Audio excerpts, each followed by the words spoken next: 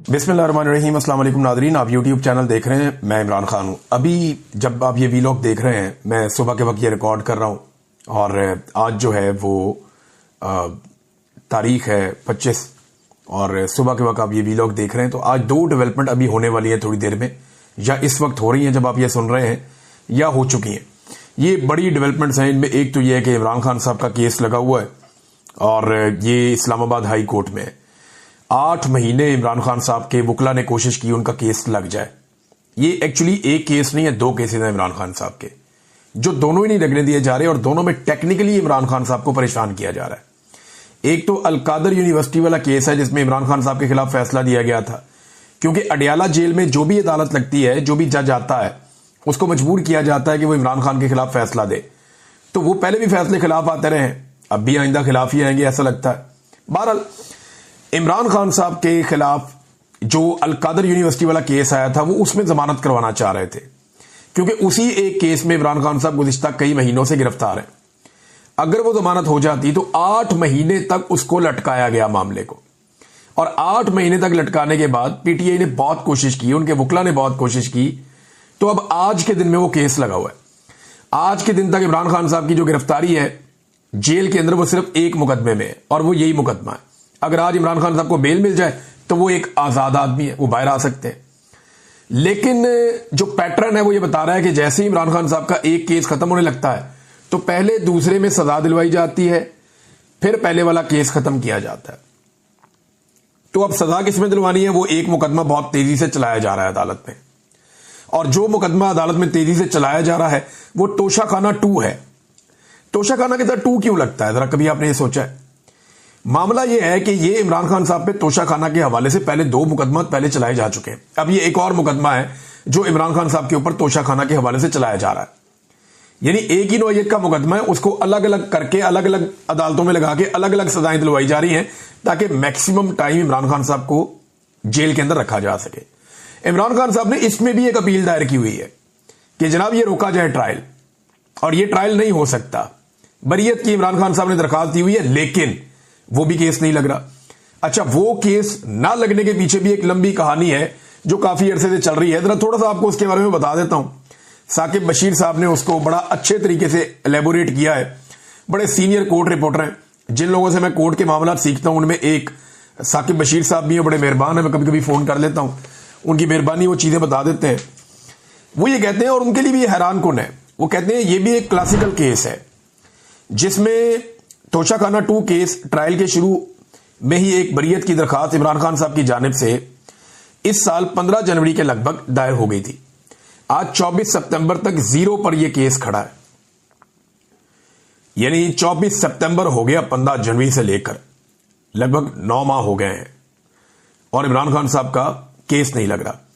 Justice इनाम अमीन मिनहास सुन रहे हैं ये केस, और किस्सा कुछ ऐसे हुआ कि ये केस लगा था सबसे पहले मियां गुल हसन औरंगजेब के सामने। उन्होंने कहा कि इसके ऊपर जो एतराज है वो खत्म किए जाएं। तो 20 जनवरी को ये जस्टिस इनाम अमीन मिनहास एडिशनल जज बन गए। फिर एतराज जब खत्म हुए तो ये केस जाना तो वापस चाहिए था उसी जज के पास जिसके पास पहले लगा हुआ था, क्योंकि उन्होंने तो कहा था एतराज खत्म करवा ले और वापस यहीं पे ले आए एतराज खत्म करके। लेकिन हुआ यह कि जब केस के एतराज खत्म हुए तो यह केस बजाय इसके कि लगता जस्टिस मियां गुल हसन औरंगजेब साहब के पास, ये चीफ जस्टिस आमिर फारूक साहब ने, जो नए जज आए थे, कच्चे जज यानी एडिशनल जज, उनके सामने 23 जनवरी को यह केस लगा दिया, और तब से लेकर अब तक यह केस सुना ही नहीं जा रहा। अब यह मामला, मैं और भी इसमें बहुत सारी चीजें बता सकता हूं, लेकिन इसको यहां रोक लें। तो यह केस इसलिए नहीं सुना जा रहा कि वहां पे भी इमरान खान साहब तोशाखाना 2 में फारिग होते हैं, और यहां इमरान खान साहब जो हैं वो अलकादर में भी फारिग होते हैं। तो अगर ये 2 केस उड़ जाते हैं तो इमरान खान साहब को फिर अंदर रखना सिर्फ 9 मई का कोई मुकदमा बना के मुमकिन होगा, और 9 मई के मुकदमे में सुप्रीम कोर्ट ऑफ पाकिस्तान पहले ही कह चुकी है कि इमरान खान तो गिरफ्तार थे, अंदर थे, और उन्होंने सुप्रीम कोर्ट के अंदर खड़े होकर कहा कि ये जो कुछ भी हुआ बाहर, ये अच्छा नहीं हुआ। उन्होंने उसके ऊपर अफसोस का इजहार किया इमरान खान साहब ने, और ये उस रिएक्शन के नतीजे में हुआ जो इलीगल एक्शन किया गया था रेंजर्स की जानिब से इस्लामाबाद हाई कोर्ट में। यह है टोटल कहानी। अब आज अदालत में क्या होने जा रहा है जाकर देख लेते हैं। 11:30 बजे अदालत में पहुंचेंगे सब लोग। कोर्ट रूम नंबर 1 में जहां chief justice Islamabad high court और दीगर लोग ये सुनेंगे, इमरान खान साहब ने इसी चीफ जस्टिस के बारे में कहा कि इन्हें थर्ड अंपायर बनाना चाहिए। अगर पाकिस्तान ने मैच जीतना है तो आसिम मुनीर को और मोहसिन नकवी को ओपनर भेजो, कादी फायद ईसा को और सिकंदर सुल्तान राजा को अंपायर बनाओ और थर्ड अंपायर लगाओ जस्टिस डोगर को, जो केस ही नहीं लगने देते। भारत देखते हैं इमरान खान साहब की अपील में आज अदालत में क्या होता है। बड़ी तादाद में पाकिस्तान तहरीक इंसाफ के अरकान असेंबली वहां पहुंचे, इसका बंदोबस्त किया जा रहा है। देखते हैं कौन पहुंचता है कौन नहीं पहुंचता। दूसरी नाजरीन बड़ी खबर आज की एक और है, तो ये खबर जरा आप देखिए। ये एक होने जा रही है गोल मेज कॉन्फ्रेंस वुकला की। ये 2 साल पहले भी हुई थी। गालिबन ये उस वक्त हुई थी जब मैं या तो ISI की कैद में था या मैं नया नया बाहर आया था, क्योंकि मुझे कुछ याद नहीं है इसके बारे में। मैं खबरें नहीं भूलता, मुझे 15 साल पुरानी खबर भी याद होती है।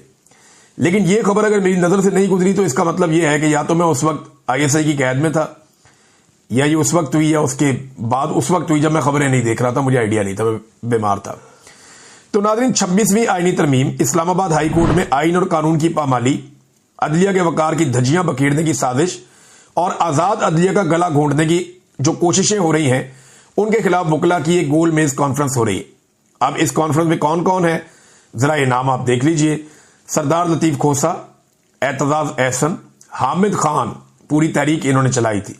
ये साबिक सुप्रीम कोर्ट बार एसोसिएशन के सदर हैं, और इसके बाद सुप्रीम कोर्ट बार एसोसिएशन के साबिक सदर एतजाज एहसन भी हैं। इसके बाद अली अहमद कुर्द, ये भी सुप्रीम कोर्ट बार एसोसिएशन के साबिक सदर हैं। मुनीर मलिक, ये भी सुप्रीम कोर्ट बार एसोसिएशन के साबिक सदर हैं। फिर बैरिस्टर अली जफर, ये भी इसी ओहदे पर रह चुके हैं माजी में। और काजी अनवर, ये भी साबिक सदर सुप्रीम कोर्ट बार एसोसिएशन रह चुके हैं। ये बड़े सीनियर वुकला हैं। इनमें से 6 ऐसे हैं जो साबिक सदर हैं सुप्रीम कोर्ट बार एसोसिएशन के, और लतीफ खोसा साहब साबिक गवर्नर भी हैं, और आप उन्हें अच्छी तरह जानते हैं, वो बहुत सारे ओहदों पे काम कर चुके हैं। तो ये तो है चंद सीनियर वुकला। बाकी जो वुकला हैं वो आपको वहां नजर आ जाएंगे। तो ये गोल मेज कॉन्फ्रेंस होने जा रही है इस्लामाबाद में आज के दिन में, सुबह 11 बजे से लेकर शाम 5 बजे तक ये जारी रहेगी। 6 घंटे ये वुकला बैठेंगे और वहां से कोई लायामल लेकर निकलेंगे। शाम को जो इनकी प्रेस ब्रीफिंग है उस पर मैं आपको बताऊंगा कि इन्होंने क्या फैसले किए और मामला किस तरफ जाएगा। बहरहाल ये इस्लामाबाद में होने जा रही है। अब इसका रिजल्ट देखते हैं कि क्या निकलता है। इमरान खान साहब का एक स्टेटमेंट भी है, वो स्टेटमेंट चले बाद में आपके सामने रखता हूं, लेकिन पहले आप ये देखें कि पाकिस्तानी जो है ना, वो अब डोनाल्ड ट्रंप के सामने बिछे हुए हैं। पाकिस्तानी हुक्मरान शहबाज शरीफ साहब के बारे में, यानी वो किसी के साथ हाथ मिलाते हैं ना तो फौरन दोनों हाथों से हाथ पकड़ लेते हैं और मुस्कुराते हैं। एक उजलत का शिकार है, एक ऐसा लगता है कि हड़बौंग मची हुई है, और एक बहुत ऐसा लगता है शहबाज शरीफ साहब उसको खाना चाह रहे हैं या अपने अंदर समोना चाह रहे हैं उस आदमी को। हर आदमी के फैन बन जाते हैं जाके। एथोपिया का कोई सरबराह मुमलिकत मिल जाए तो उसके साथ, रवांडा से मिल जाए उसके साथ, नाइजीरिया से मिल जाए उसके साथ, किसी छोटे मोटे सेंट्रल एशिया का मुल्क का मिल जाए उसके साथ, नेपाली, श्रीलंकन, कोई भी। ये शहबाज शरीफ साहब एक अजीबोगरीब किस्म के फोबिया का शिकार है। इनके अंदर बिल्कुल ठहराव और एतमाद नहीं है जो हुक्मरान के अंदर होना चाहिए। और मजे की बात यह है कि टाउटों की ड्यूटी लगाई गई है कि जैसे ही शहबाज शरीफ किसी के साथ हाथ मिलाए, आपने रोला डाल देना, लो जी मुल्क की इज्जत होगी, मुल्क की इज्जत होगी, मुल्क की इज्जत होगी। भाई क्या पाकिस्तान जैसा मुल्क जिसके पास एटमी कुव्वत एक सलाहियत है, पाकिस्तान के पास दुनिया में बेहतरीन, पाकिस्तान के पास एसेट्स मौजूद हैं, वसाइल बहुत ज्यादा हैं पाकिस्तान के पास, दुनिया की एक ताकतवर फौज पाकिस्तान के पास है, नौजवानों की एक बहुत बड़ी आबादी पाकिस्तान के पास है। 25 करोड़ आबादी का मुल्क है ये, जो इतना तगड़ा, इतना बड़ा मुल्क जिसके पास बेहतरीन बंदरगाहें हैं, दुनिया का बुलंद तरीन चोटियों का सिलसिला पाकिस्तान के पास है, ग्लेशियर से लेकर डेजर्ट तक हर चीज आपके पास है, शानदार दरिया इस मुल्क के अंदर बहते हैं, बेहतरीन कल्चर है इस मुल्क का। क्या उस वजीर आजम या उस मुल्क के वजीर आजम की इतनी औकात है, या उस मुल्क की यह बहुत बड़ी कामयाबी है कि किसी और मुल्क का वजीर आजम या सदर, जिस मुल्क की हैसियत पाकिस्तान से बहुत कम है, वो सिर्फ हाथ मिला ले? तो जनाब उसने हाथ मिला लिया, पाकिस्तान की बहुत इज्जत अफजाई हो गई। भाई हाथ तो कोई भी किसी से मिला सकता है। क्या हमारा वजीर आजम इस लेवल पे लाया जा चुका है? जब आप जाली फार्म 47 पे होंगे ना, तो फिर यही चीजें आपके साथ होंगी। पाकिस्तान में इज्जत देता कोई नहीं है, बाहर लोगों को जबरदस्ती मिलते फिरते हैं। अब डोनाल्ड ट्रंप को पाकिस्तानी एक ही बात बार बार बता रहे हैं कि सर हमने आपका नाम नोबेल पीस प्राइज के लिए दिया। सर हमने देखे आपका नाम नोबेल पीस प्राइज के लिए दिया, हमें लगता है कि आपसे ज्यादा हकदार कोई नहीं है। तो डोनाल्ड ट्रंप साहब की जो है वो गेम उठाई जा रही है। बार बार डोनाल्ड ट्रंप साहब को जो है वो ये कहा जाता है कि जनाब आपसे बेहतर कोई नहीं है, और बड़े पॉजिटिव जेस्चर्स वहां दिए जाते हैं, मीठे मीठे मुंह बनाए जाते हैं उनके सामने, और ऐसा शो किया जाता है कैमरे में जैसे कोई सालों पुरानी दोस्ती है। हालांकि मुझे नहीं लगता ट्रंप को इनका नाम भी याद होगा। ट्रंप को तो जिसके साथ बैठ के खाना खाया फील्ड मार्शल आसिम मुनीर साहब, उनका नाम याद नहीं था। उसने एक जर्नल कह के मुखातिब किया, तो उसने ये भी नहीं बताया कि कौन सा जर्नल क्या किस तरह, वो कोई नहीं, नाम भी नहीं पता था उसको। तो अब नाजरीन आप इस बात पे आ जाएं कि हमें इज्जत कितनी मिल रही है। ये जरा तस्वीर आप देखें, ये मुसलमान मुल्कों के साथ डोनाल्ड ट्रंप बैठा है सामने, डोनाल्ड ट्रंप के साथ दीगर मुल्कों के रहनुमा बैठे हुए, ये आपको तैयब उर्दगान भी नजर आ रहे हैं। यहां शहबाज शरीफ साहब को एंड में लाके बिठाया हुआ है, और शहबाज शरीफ साहब के बाद जो सरबराह मुमलिकत है उनकी लाइन खत्म हो जाती है। यानी सरबराह मुमलिकत के झुरमट में जो डोनाल्ड ट्रंप बैठा, तो जो आखिरी आदमी बैठा नजर आ रहा है ना सरबराह मुमलिकत के तौर पर, वो आपका वजीर आजम है शहबाज शरीफ, सबसे दूर बैठाया, और उसके बाद वजीर खारजा की लाइन आ जाती है। यानी शहबाज शरीफ के बाद सऊदी वजीर खारजा है। अब अगर मियां साहब का बस चलता तो ये सऊदी वजीर खारजा को अपनी जगह पे बैठा के एक बंदा और उधर बैठ जाते, इनका बस चलता तो, क्योंकि ये सऊदीज को बाकी लोगों को इतनी रिस्पेक्ट देते हैं। रिस्पेक्ट देनी चाहिए, लेकिन अपना भी एक डेकोरम होता है। तो अमेरिकन को पता है किसको कहां बैठाना है, और उन्होंने शहबाज शरीफ साहब को कोई इतना इस मीटिंग के अंदर प्रोटोकॉल नहीं दिया। देखिए जितने मुसलमान मुल्क बैठे हुए थे वहां पे, वो सारे पाकिस्तान को पैसा वैसा देते हैं, और वो सारे पाकिस्तान से अमीर है। पाकिस्तान बहुत गरीब मुल्क बन गया है, कर्जे पे कर्जा ले रहा है, बेड़ा गर्क हो गया मईशत का, और करने वाले यही सारे लोग हैं। नाज़रीन एक और बड़ी इंटरेस्टिंग डेवलपमेंट यह है कि मीडिया से यह पता चलता है कि एक एक खबर, एक एक तस्वीर और एक एक टिक्कर या एक एक सोशल मीडिया की पोस्ट जो अमेरिका से आ रही है शहबाज शरीफ के दौरे के दौरान, वो पाकिस्तान की एस्टेब्लिशमेंट की छाननी में से गुजर के मीडिया पे जा रही है। पाकिस्तान का जो रवायती मीडिया है उसको इतनी सी भी इजाजत नहीं है कि किसी खबर को मर्जी के बगैर चलाए, बल्कि एक एक खबर को अप्रूवल मिल रही है तो वो खबर चल रही है। ये इतने मोहतात हैं इस मामले में, और एस्टेब्लिशमेंट पूरा ओन कर रही है कि जनाब कुछ भी हो जाए हमने ये दौरा कामयाब करके पाकिस्तान में दिखाना है, क्योंकि इनके पास एतमाद ही नहीं है। इन्हें लगता है कि ये अमेरिका के अंदर एक कामयाब दौरा शो करेंगे और उसके बाद पाकिस्तान में सरमायाकारी आ जाएगी। कख नहीं आना। जब तक ये नकम्मे और नालायक बैठे हैं ना पाकिस्तान में, जाली हुकूमत बैठी हुई है, और जब तक जबरदस्ती का इक्तदार मुसल्लत किया हुआ है, जब तक इक्तदार का हवस पाकिस्तान में जुल्म और जबर जारी रखे हुए, तब तक पाकिस्तान में इन्वेस्टमेंट कोई नहीं आनी। जो मर्जी कर ले, उल्टे लटक जाएं, ये इन्वेस्टमेंट पाकिस्तान के अंदर नहीं जानी, ये सभी जानते हैं। इससे पहले कि नाज़रीन इमरान खान साहब का बयान मैं आपको पढ़ के सुनाऊं, मैं आपको एक और डेवलपमेंट बताता हूं जो वादिये तीरा के हवाले से। वहां पे जो मकामी लोग हैं उन्होंने एहतजाज किया था और एक धरना दे दिया था। अब 3 दिन गुजरने के बाद वो धरना खत्म हो गया, और उसकी वजह यह बताई जा रही है कि वजीर आला खैबर पख्तूनख्वा अली अमीन गंडापुर और IGFC इन दोनों ने माजरत कर ली, और उसके बाद धरना खत्म हो गया। लेकिन IGFC ने माफी मांगकर जान तो छुड़ा ली है, और उन्होंने कहा जी जांबाग अफराद जो हैं उन्हें मासूम भी करार दे दिया गया। ये खाली ऐसे माफी नहीं मांगी, यानी यहां पे जो IGFC के बकौल वो आना चाहते थे, उन्होंने कहा जी मैं आना चाहता था जब ये वाकया हुआ। उनसे गिला किया गया कि आप वाकये पे क्यों नहीं आए, आप खुद देखते आके कि क्या हुआ, कितने मासूम कत्ल किए गए। तो IGFC ने बताया, और ये बात आकर जो धरना के लीडर हैं हाशिम आफरीदी, उन्होंने वापस आकर बताई कि IGFC ने कहा कि आपको मालूम है कि ऐसे वाकये के बाद लोग मुश्तइल हो जाते हैं, तो मैं लोगों के गुस्से के खौफ की वजह से वहां पे नहीं आया, और जब लोग मुश्तइल हो या गुस्से में हो तो फिर वो आर्मी वाले के साथ क्या कर सकते हैं ये आप जानते हैं। लिहाजा जब हालात मामूल पर आ जाएंगे तो मैं खुद जाकर लोगों से मिलूंगा, ताजियत के लिए आऊंगा, ये IGFC ने कहा। फिर उन्होंने क्लेम किया कि जी IGFC ने और वजीर आला खैबर पख्तूनख्वा दोनों ने माफी मांगी इस वाकये पर, और उन्होंने कहा जी कोर कमांडर से आपकी मुलाकात करवाई जाएगी 3 दिन के बाद। अगर कोर कमांडर ने भी मुतमईन ना किया तो फिर हम दोबारा धरना दे देंगे, ये भी उन्होंने कह दिया। अब कुछ सवाल पैदा होते हैं। पहला सवाल तो यह है कि इन्होंने माफी मांगी, इसका मतलब है गलत काम हुआ। फिर ये इन्होंने खुद कहा और IGFC ने कहा, ये फौज का आदमी होता है, कि जनाब ये जो मकतूलीन है या जो शोहदा है ये सारे मासूम लोग हैं।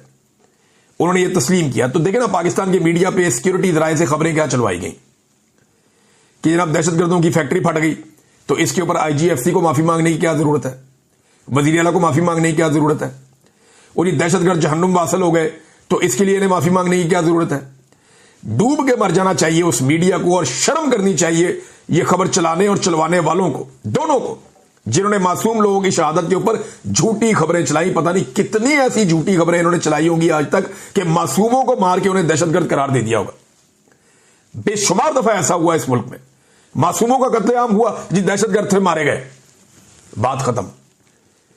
तो अब उसी एक वाकये के ऊपर क्योंकि लोग डट गए, खड़े हो गए, अब उनसे माफी मांगी और ये कहा कि जी जो जबाह हुए वो मासूम लोग हैं, आपकी और भी मुलाकातें करवाएंगे, उन्हीं मासूम लोगों की शहादतों पर जो लवाइकीन है उनको पैसा भी दे रहे हैं, ताज़ियत भी कर रहे हैं, उन्हें मुतमईन भी कर रहे हैं। लेकिन सवाल दो और है, मासूमों का कत्लेआम तो हो गया, किया किसने, यह कैसे क्लियर होगा। रियासत को बाकायदा इसके ऊपर माफी मांगनी चाहिए। देखिए, रियासती फैसला है ना, जेट तैयारे अपने आप तो नहीं उड़ गए ना, ये किसी एक पायलट का अपना डिसीजन तो नहीं था, या किसी एक कमांडेंट का अपना डिसीजन तो नहीं था, रियासत का फैसला था। रियासत को इस पे माफी मांगनी चाहिए कि हम मादरत ख्वाह हैं, मासूम निहत्ते बच्चे और खवातीन शहीद हो गए, हम माफी मांगते हैं। दूसरा, जो लोग इसके लिए रिस्पॉन्सिबल है, देखिए इंटेलिजेंस रिपोर्ट के ऊपर ही जाके अटैक किया जाता है ना, ऐसे तो नहीं हो जाता। अमेरिका जो अटैक्स करता था वो इंटेलिजेंस रिपोर्टों के ऊपर करता था, ऐसे तो नहीं होता। तो जो इंटेलिजेंस रिपोर्ट जिन्होंने गलत दी उनको अकाउंटेबल करना चाहिए। जो लोग इसके लिए रिस्पॉन्सिबल हैं मासूमों के कत्लेआम के लिए, उन सबको अकाउंटेबल करना चाहिए, कानून के कटहरे में लाना चाहिए, क्योंकि मासूमों का खून बह गया है और यह बात वजीर आला ने भी मान ली है और यह बात IGFC ने भी मान ली है।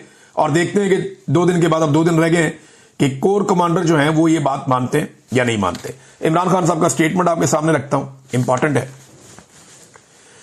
इमरान खान साहब ने अपने स्टेटमेंट का आगाज किया इस अफसोसनाक वाकये से जो वादिय तीरा में हुआ। उन्होंने कहा, वादिय तीरा में बमबारी से मासूम बच्चों, औरतों और आम शहरियों के जानी नुकसान पर मैं शदीद रंजीदा हूं। मैं 1 साल से बार बार इस बारे में पैगाम भेज रहा हूं कि इन इलाकों में ऑपरेशन ना किया जाए और ना ही कोलेटरल डैमेज के नाम पर मासूम लोगों की जानों का ज़िया होना चाहिए, क्योंकि इससे दहशतगर्दी में मजीद इजाफा होता है। अफसोस की बात है कि खैबर पख्तूनख्वा हुकूमत इस मामले में एस्टेब्लिशमेंट के ट्रैप में आ गई है।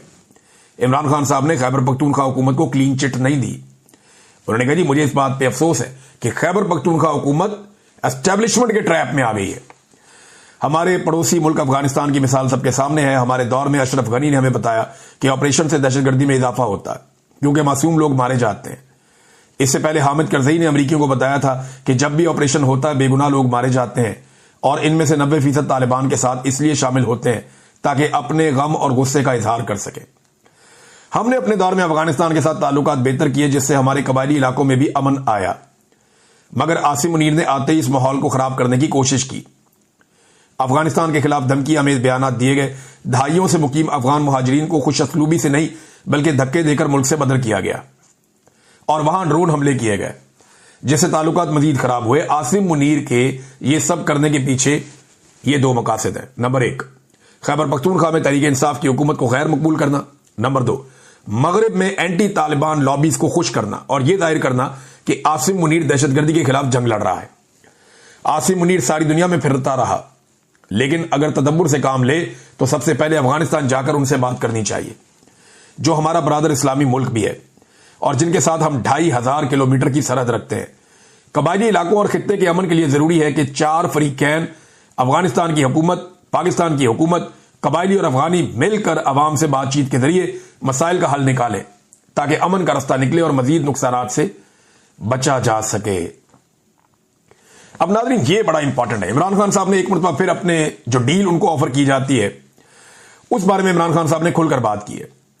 वैसे क्या लीडर है, नवाज शरीफ का मुंह बिल्कुल ऐसे बंद चिपक जाता था जेल में जाके, कोई स्टेटमेंट नहीं देना, किसी के खिलाफ बात नहीं करनी, बट डील ढूंढो, किसी तरह कोशिश करो, कोई बूट लबो पॉलिश करिए, निकलिए। तो हमेशा मियां साहब की मरहुमा जो वालदा साहिबा, उनका एक स्टेटमेंट था कि डील करो निकलो यहां से, यानी जान छुड़ाओ, डील करो जान छुड़ाओ। यह अखबारात में छपा हुआ है। और इन्होंने डीलें की हैं, इनके 6-6 महीने इनके ट्विटर ही बंद रहते थे। इनकी डील के लिए 6-6 महीने इनके ट्विटर खुद ही बंद हो जाते थे। इमरान खान साहब जेल में हैं, कुछ भी नहीं कर सकते, उनका ट्विटर फिर भी काम कर रहा है। अंदाजा करें आप, पूरी रियासत लगी हुई है, अदालतों में केस चलाए हुए हैं कि उसका ट्विटर किसी तरह बंद कर दें। नहीं, क्या नारा आदमी है। वैसे इमरान खान ने कहा जी मुझे बार बार डील ऑफर हुई और कहा गया कि मुल्क छोड़कर चला जाऊं या खामोश हो जाऊं तो मेरे केसेस खत्म कर दिए जाएंगे, लेकिन पहले दिन से मेरा मौकिफ है कि मैं इन मुकदमात का सामना अदालतों से करके ही बाहर आऊंगा, किसी डील के नतीजे में हरगिज नहीं। इसीलिए मुझ पर बेबुनियाद 300 मुकदमात बनाए गए हैं।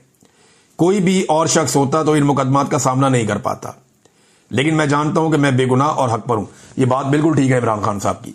जब आपके ऊपर एक नया मुकदमा आता है ना, तो आपके ऊपर एक नया प्रेशर भी आता है।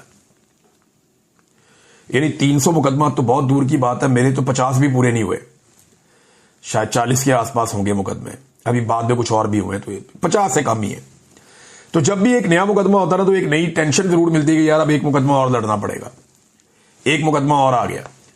जब मैं जेल में था तो उस वक्त मेरे ऊपर एक मुकदमा था, तो पता चला कि मैं इसके अंदर छूटने वाला हूं, तो एक और उन्होंने डाल दिया मेरे पे, तो मुझे बड़ी तकलीफ हुई। मैंने कहा यार ये क्या बकवास है, और वो दहशतगर्दी का डाल दिया। तो ये इंसान को अजियत होती है। तो इमरान खान साहब बिल्कुल कह रहे हैं कोई और होता तो बर्दाश्त ही ना कर पाता। सीरियस कह रहे हैं, सही कह रहे हैं वो। इमरान खान वाकई बहुत मजबूत आदमी है, क्योंकि मैं इसमें तो गुजरा हूं, मैं जानता हूं ये ह्यूमनली पॉसिबल ही नहीं है। ये बहुत मजबूत आदमी है जिसको इमरान खान आप लोग जानते हैं। इमरान खान ने कहा कि मैं जानता हूं कि मैं बेगुनाह और हक पर हूं। अब तोशाखाना का झूठा केस भी मुकम्मल तौर पर जमीन बोस हो चुका है। प्रोसिक्यूशन की जानिब से पेश किए गए गवाहान ब्रिगेडियर अहमद और कर्नल रेहान ने इकरार किया कि तोशाखाना के तोहफे मेरे घर नहीं गए, बल्कि तोशाखाना में जमा करवाए गए और उनके कागजात मुकम्मल हैं। अब इस मुकदमे में बरीयत हो जानी चाहिए। खसूसी तौर पर बुशरा बेगम की जमानत तो हो जानी चाहिए, क्योंकि वो खातून हैं और इस केस में उन पर एडिंग एंड अबेटिंग का ही झूठा इल्जाम है। मुझे मालूम है कि 26वीं तरमीम वाली अदालत ऊपर से लिखे लिखाए फैसले ही सुनाती है, जो कानून के मुताबिक नहीं, आसिम लॉ के मुताबिक होते हैं। तरतीब भी यूं रखी जाएगी कि पहले तोशाखाना 2 में सजा सुनाई जाएगी, जो मैं आपको बात कर रहा था, और फिर अलकादर में जमानत का फैसला आएगा। यही स्क्रिप्ट है, और अदलिया फिलहाल कानून के बजाय स्क्रिप्ट पर ही चल रही है जो दिया हुआ उन्हें। नाज़रीन देखते हैं ना अभी क्या होता है। अभी आपको चंद घंटों के अंदर, जब मैं वीडियो रिकॉर्ड कर रहा हूं, तो चंद घंटों के अंदर सारा आपके सामने खुलकर आ जाएगा। उसके बाद नेक्स्ट वीलॉग में बात करते हैं कि क्या हुआ, कैसे हुआ, क्यों हुआ और मामला कहां जाएगा। अब तक के लिए इतनी, अपना ख्याल रखिएगा, अपने चैनल का भी। अल्लाह हाफिज़।